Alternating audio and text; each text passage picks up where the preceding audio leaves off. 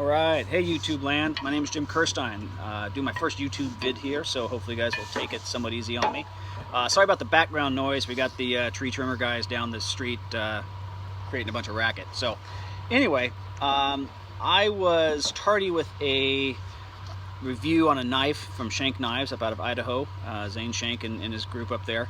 So I finally wanted to get around to doing it. I discovered Schenk Knives back in 2014, was really impressed with basically everything they did, what they built, how they built it, what they built it out of. Just a great bunch of guys to talk to. What I was after at the time was what they call their bushcraft knife, now called the Firebird, and this is the small version. They make a slightly longer version. Bushcraft knives now, of course, have all the rage, just like survival knives were, say, 10 years ago. And I kind of get really sick and tired of either term. Because although this might not meet the criteria of a quote-unquote survival knife, you know, if I was in that sort of situation, this was on my belt, I'd feel pretty happy about it.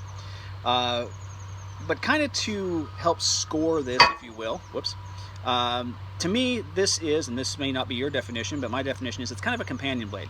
It's going to go with, you know, machete or a saw or tomahawk, a hatchet, an axe or something, and it's going to be one of those situations where the value is more than the sum of its parts, right? It's a system that works together.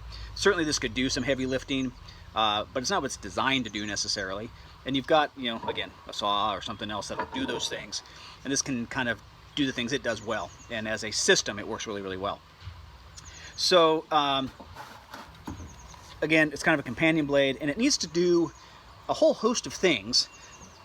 It's doubtful that it's going to do many of them super well, but hopefully it does all of them well enough that the knife is worth carrying. What are those tasks? What are those things it needs to do? And again, this may differ from what you use. It needs to be able to process game or process food and prep food.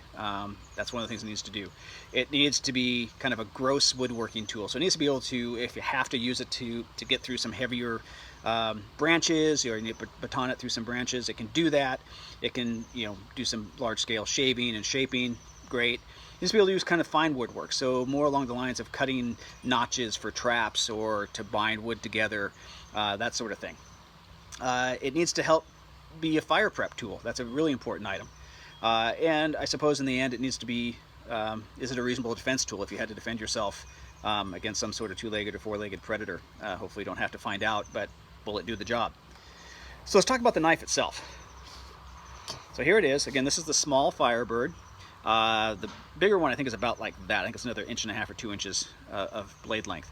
1/8 steel. It's 52-100 steel, F52-100 steel. If you're familiar with it, it's a bearing steel. They use it in large-scale ball bearings, roller bearings, ball bearing casings. It's really tough stuff. It's not stainless. It behaves, this is my opinion, because it's not a powdered steel, it's not a super steel, but it kind of sharpens like one and behaves like one. Again, other than the fact that it's not stainless. It did take me a little bit to figure out how to sharpen these, just because of the fact that I wasn't so used to the steel. Once I kind of figured it out, it's fine now. It's in kind of the classic Scandi grind here, where you've got, you know, call it a 1/2 inch grind, both sides. Very common. I've kind of come back to Scandi. I was never a super fanboy, and I still have my issues with it, but I've lately been using it a lot and really liking it. What else about the steel, about the knife? It's got a kind of a light mottled coating. It will rub off, and again, so, you know, rust might be an issue, so you might want to patina it or just keep it clean. It is going to be available, from what I remember, in F52-100, and I believe LMAX as well. And I believe is also going to be in a full grind version. I don't know if all those options are going to be always available, but that was one of the original ideas behind it. The handles, or the scales, are G10, basically circuit board, in my classic black and green favorite colors here. If you look in the center, right here, there is a black dot and a black dot. What you probably can't see is that those are also indented. If you remember the name of the knife, Firebird, you might have figured out what that's for. I'll talk about it in a little bit. The scales are not glued on. They're mechanically held on with loveless bolts. Loveless bolts, basically you have a screw going from this side, a screw going from this side, and in between there is a little barrel nut. So you got you know, screw and screw, screw and screw, and a barrel nut high and low, and that holds the handles on.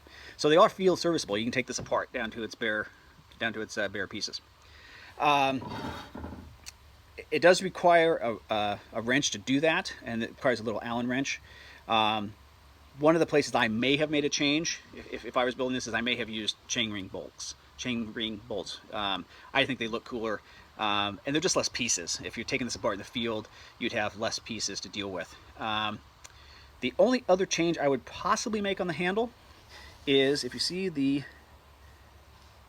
lanyard hole here, possibly I would take off part of this handle material and expose that piece of steel, and then sharpen it up to a nice clean 90-degree edge, because then you've got a tool you could use to scrape out spoons or a bowl, make a groove. This kind of gives you more options.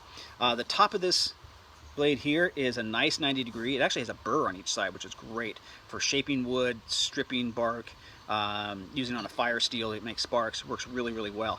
And in fact, if I ever have to resharpen that or clean that up, I'm going to endeavor to put that burr back on there. It was really, really helpful. A little bit about the sheath. One of the things I've noticed about a lot of quote-unquote really good knives is the sheaths that come with them are crap. You kind of expect it on super cheap knives. You kind of expected it on high-end knives. Actually, it sounds kind of weird, but people who buy high-end knives are probably going to get a custom sheath or make a sheath or buy something else, and they just need to have a sheath that's safe to have around the house until they get that done. But one of the things that impressed me was Schenk actually makes a really good sheath. This is, I think, looks like 8-ounce leather. It's high quality. It's well stitched. It's machine stitched. No big deal. Some people like hand stitched. Most of the stuff I do is hand stitched. But this is really well made. It's well thought out. The edges were not finished. I finished those off just because I wanted to, and I also rubbed in some a little bit of stropping compound into the edge here. So if I need to in the field, I've got a little bit of a stone or strop that I can, you know, get a quick edge touch up to.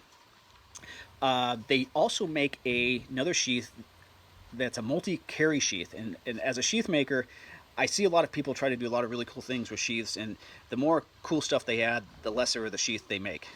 Not so in that sheath. I have not handled it, but I've seen it. They did a really good job. I think it carries in 9 different positions. They've got some really well thought out items on the sheath to help carry it. On the back here, there is if you can see it, there's a hole here and a hole here, and there's that little Allen key for working on the handles. I'll show you why that's important later. Has not been an issue to lose it. I've held this or carried this in a neck configuration, just in a piece of paracord. Didn't have an issue. I've carried it on my belt, and it was very secure because this part's up against your body. The only issue I had was getting it back in if I pulled it out. I actually had to take my sheath off, but it's not something you're going to do very often, so no big deal. All right, so that's kind of the knife. Very well built.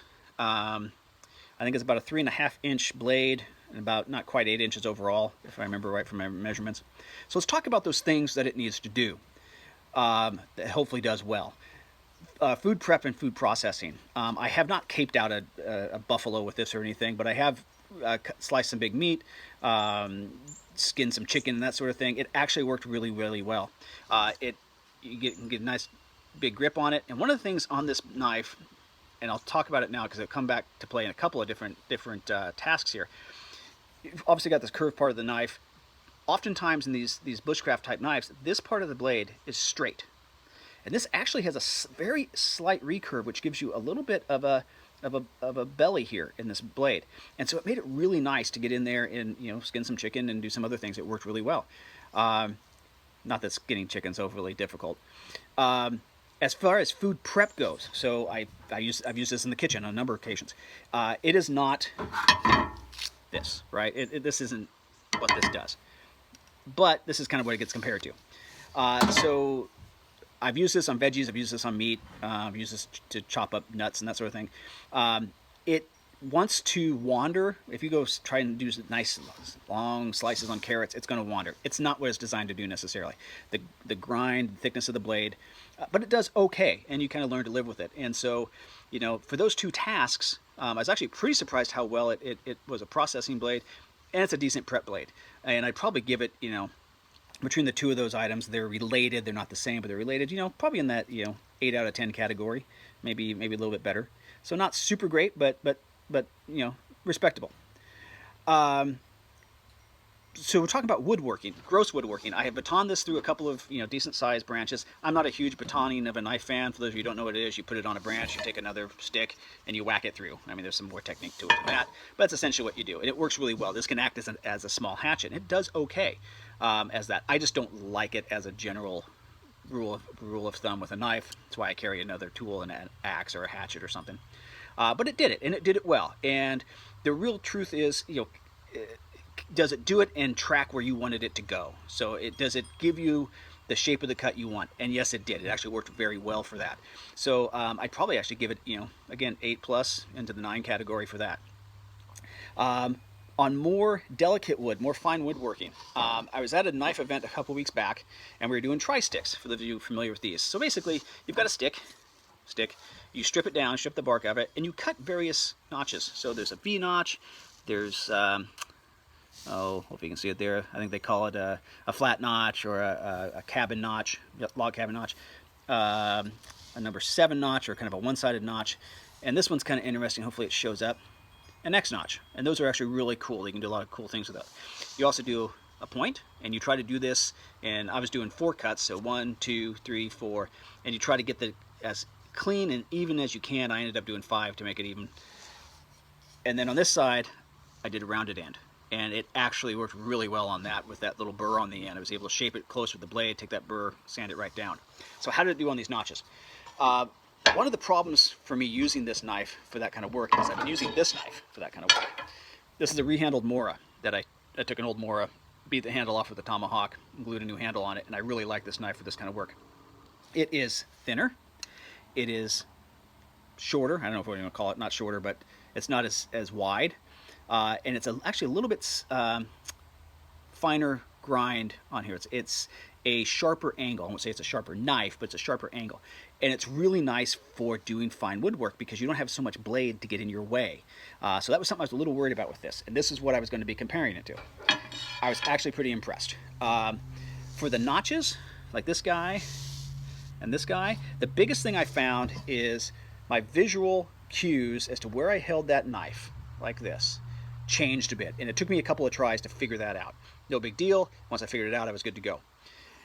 This notch here, the flat notch, is one of the ones I was kind of worried about because you got this big old blade trying to get in here and do work.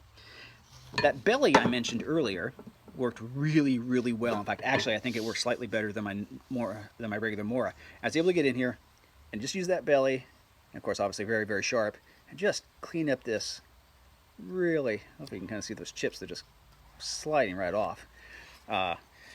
And it worked really, really well. I was actually surprised how well it worked for this finer work. The one place on this X notch, right there, because the way this works is you make a cut, basically you pound the knife in through that way, you pound the knife in that way, and you pop out these little pieces here and here with the tip of your blade, and then you clean it up. 2 things. One is that tip's pretty thick compared to my Mora. Worked well. I was surprised. I was able to get in there and pop them out and clean it up pretty well. It didn't want to track really well when I had it vertical trying to pound it through because these are pretty precise cuts. Again, once I figured a few things out, with the Mora I can kind of cheat and I can actually hold my Mora and the stick and it'll track well enough that I can just beat on it and it's fine. This guy, I had to secure this and hold this steady with one hand doing just that. And then it did a decent job. It took a little bit of play, but I got it to work. But it did clean it up nicely in the end. And that's a really cool notch because you can do some cool things where lashing sticks together at 90 degrees. You can make hooks out of it. This is one of the other things we did, which is a little pot hook. So you'd have a stick over your fire. That goes over that. And then your pot hangs on that little hook there. And so this is an X notch as well. XX, pop the sides out, and then you clean up that ramp. And you get in here with the tip of your knife and clean it up. And again, it did a surprisingly good job. It didn't do this quite as well as the Mora tip, but it's quite reasonable. And again, God, I just love the fact that you can just scrape and clean this stuff up. It works really, really well.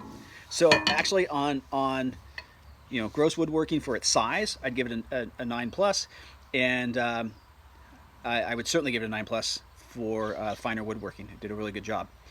Fire, something the knife needs to be able to do, in my opinion. take out my little handy dandy tool. I'm going to use this in a second. The blade shape on this really actually helps. I was actually able to make some divots for some fireboards. It's a decent shape for that. It gets me pretty close. There's a lot of knives that just don't do that very well. It cut notches reasonably well into the hearth boards, if you're familiar with that process. There are better tools for that. I think a small saw does a much better job, but that's just me. All right, little wrench. Carefully, without losing them. One of the things I did on these, one screw, someplace safe. One screw, someplace safe. On this side, I Loctited that screw into the barrel nut. So I just have fewer pieces to deal with if I take it apart. Now, that little hole right there. I'm going to show you what's inside here first. I'm going to push this out. And out comes my scale. Out comes that little black piece. And in there is a 1/8 inch fire steel. I broke it. My bad. I've been using thicker fire steels and I beat on it. And normally you would take this and kind of use your finger to support it and then strike. I didn't do that, so I broke it. I still was able to get a fire. I don't know if I'll get a spark now. There we go. As I burn my phone up. So I'll get another 1/8 inch fire steel and just be more careful next time. I suppose they could make this a 3/16 inch fire steel, but they'd have to machine the scales a little bit.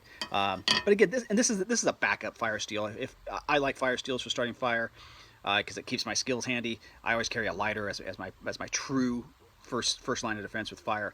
But as a backup, it's nice to have. It's always there with you. I'll put this back together. Deftly so. Let me talk about one thing before I put it back together. Sorry.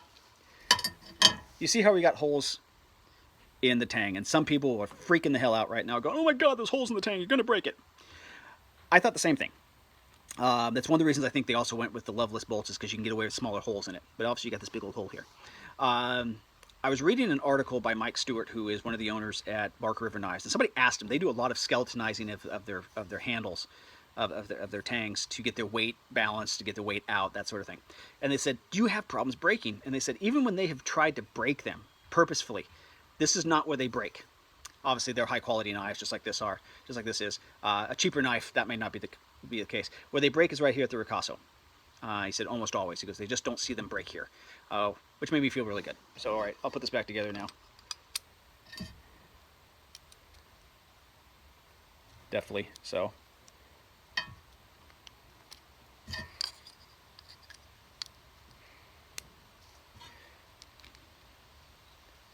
Now, those little black dots in the middle of the handle, what the heck are they for?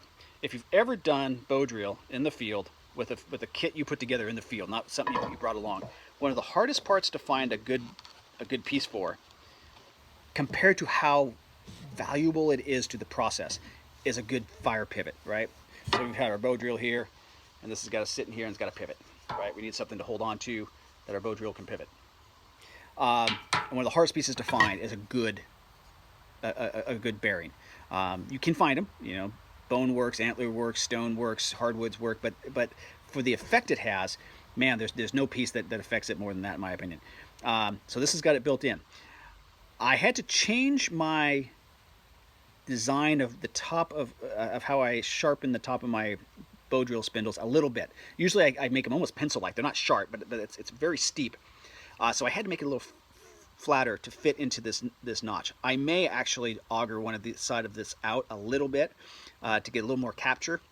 But once I figured it out, it wasn't too bad. So it's going to be more of a shape like that than that, which is, you know, if you were to cut this off about here, is kind of what I'd normally use for bow drill. But now I'm using kind of a rounder shape, and it's working well. You know, be safe, of course. You know, leave it in the sheath like that. You can hold on to it, brace it against your leg. Works really well. So hence the name Firebird. Now, as a defense tool, I mean, this doesn't give you a whole lot of reach. But you could also, you know, if you had to, this could palm very well. You could keep it concealed, and it's going to get someone's attention. Hopefully, you never have to find out. But if you had to, you had to.